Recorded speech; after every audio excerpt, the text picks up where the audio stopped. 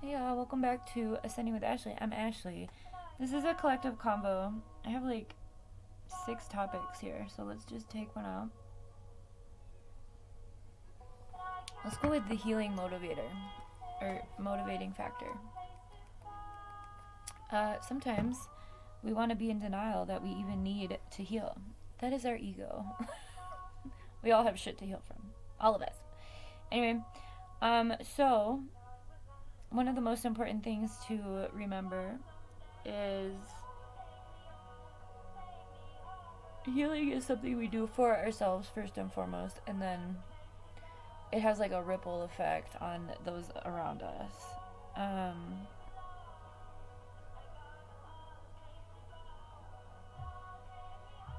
um, I'm making mistakes over here. Anyway, uh, um, so I've struggled through addiction and healing a lot, and I think that one of the things that became abundantly clear, especially the past year, was like, whoa, whoa, what am I doing?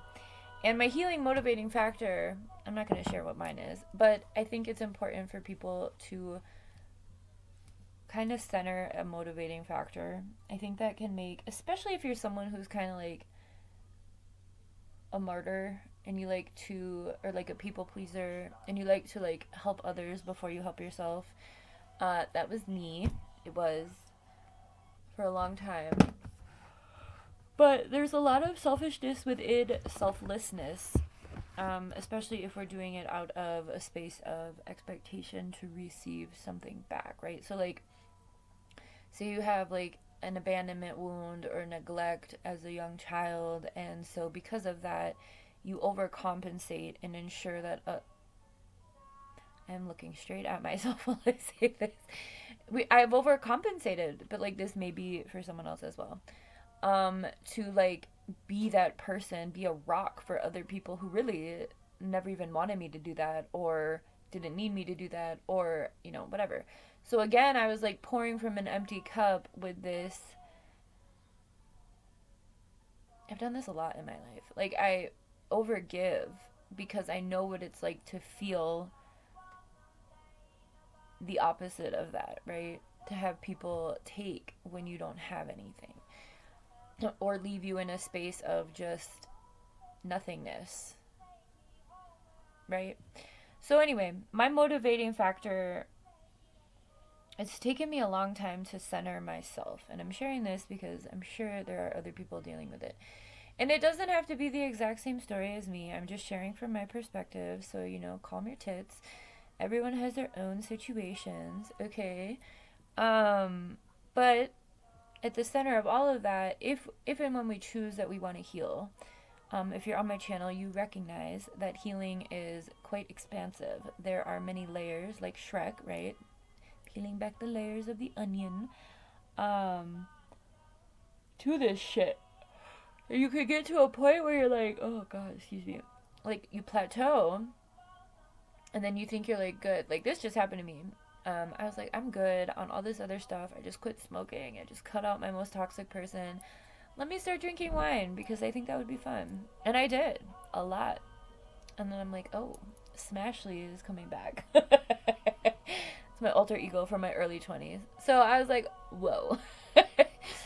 So again, when we make these choices, um, like I know my own routine is to cycle through cycles of addiction, and I change what that addiction is in certain points, right? I'm kind of like Mother Nature in that way. Every few seasons I shift. So, but understanding myself is part of my motivating factor. And my motivating factor is I'm the only motherfucking here. I'm the only one here. I need to be here. And I need to take care of myself. I wasn't going to tell you, but that's what it is. I need to take care of myself. I need to be here. I don't have a choice. I need to be here in this time. I have things to take care of. Okay? I have people and animals counting on me to be here. And I also have a divine purpose to fulfill. and I don't get to leave this planet until that's done. So I've made decisions, and I want you to understand that your motivating factor, again, with ever, like whatever cycle you're in, can change. It can shift, right? Whatever it is that makes you excited. There's only been like one other time in my life that I've been this disciplined with my physical body. And that was right before I got pregnant.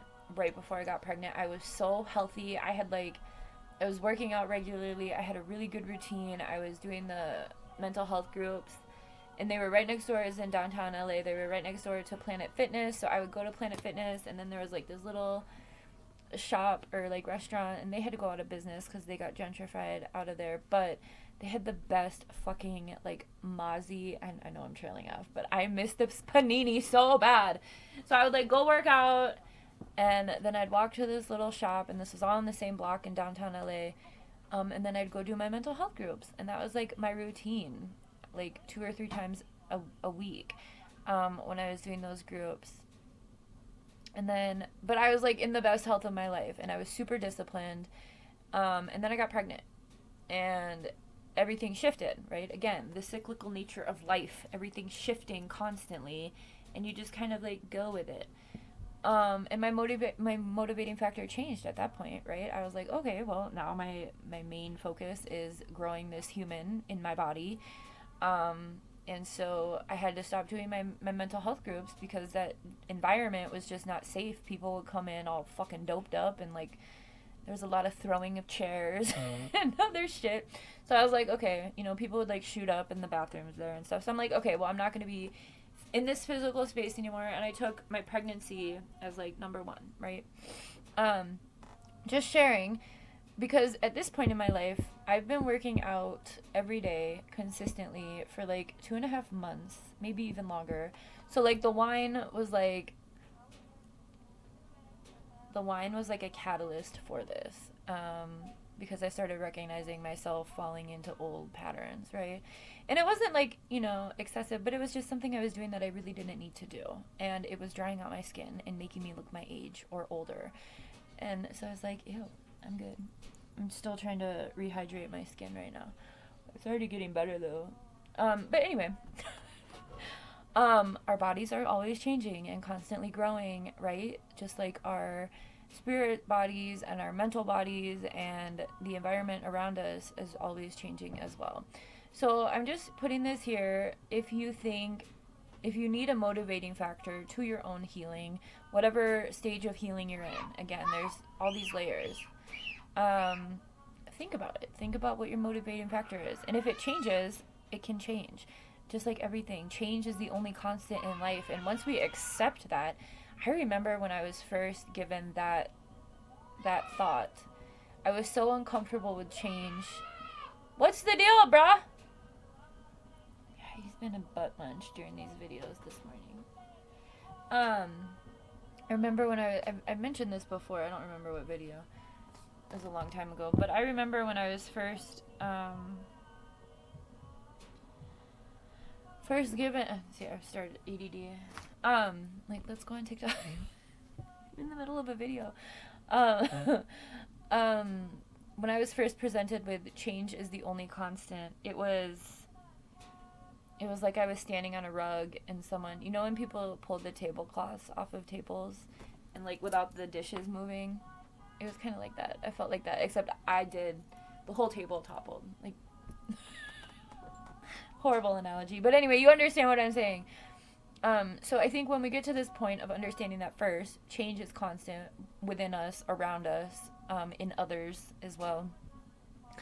It can really help us identify what it is that motivates us in any given season, right?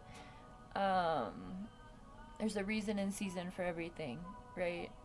So anyway, I hope this helps. I don't really feel like I need to say anything else. Just think about it. Think about what your motivating factor is. Allow it to change as you change and grow. And be proud of yourself. I mean, I've been on this journey for like a year where I've been consistently letting bad habits go and introducing better habits and hobbies into my life.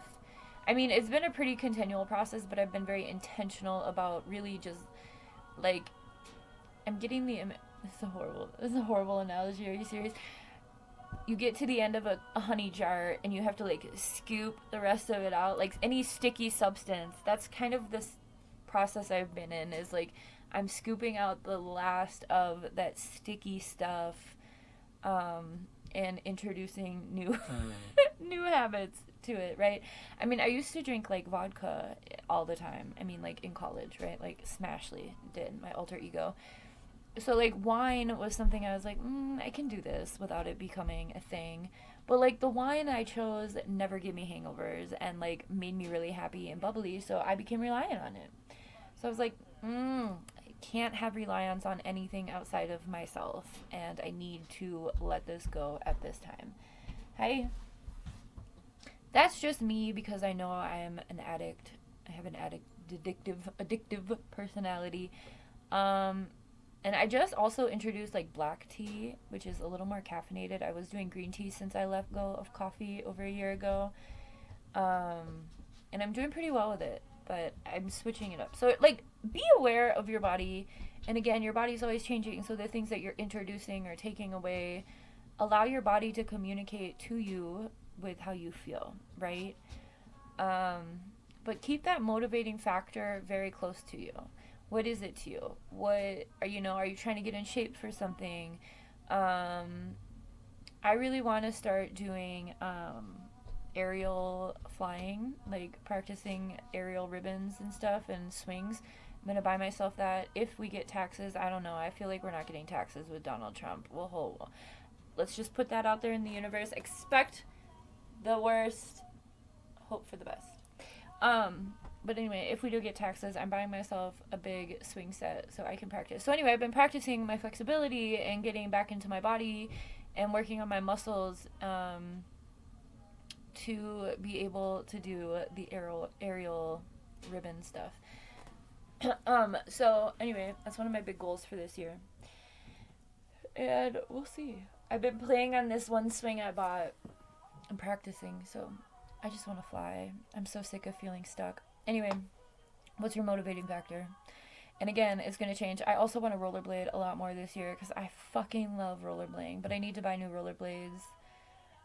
The ones I have were my mother's, and I stole them from her in like middle school, and they are on the homestead, which would work, but I just can't get there, so I'm just going to buy myself a new pair. And then they have kid ones. I know I'm trailing off, and I need to go outside now, but they have kid ones that turn into roller skates and rollerblades. You just have to move the axles around. So I'm going to get those for Niall. But yeah. So what are your motivating factors? My motivating factor right now is to be more balanced within myself and have more fucking fun. Play. Centering, play. Not take life so fucking seriously. Because I've done all this work. I've conquered these things again and again and again. And then again, also remember that too. If and when a cycle comes through that you're less than impressed about, or you're like, why am I doing this again? Just remember the second time around, it's a lot easier to let go of. You recognize what you're doing. You've already let go of it before. Just do that again. If that's what you need. Or incorporate whatever it is you need. Why did I stop doing this? I was really doing a good job. But like, just, what is your motivating factor? You need to get your booty outside, Mr. Woodstock. Daya, too? Oh, man. Niall brought the dogs in. Well, at least he's in here, too.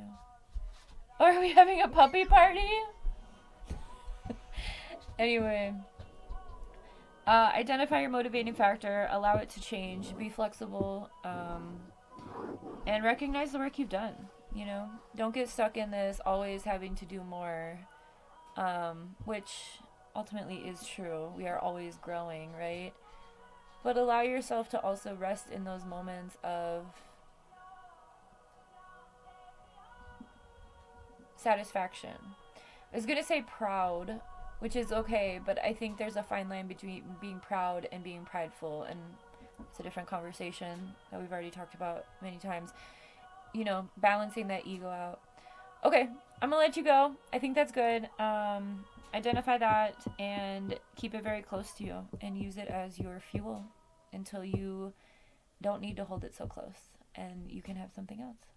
Have a good one.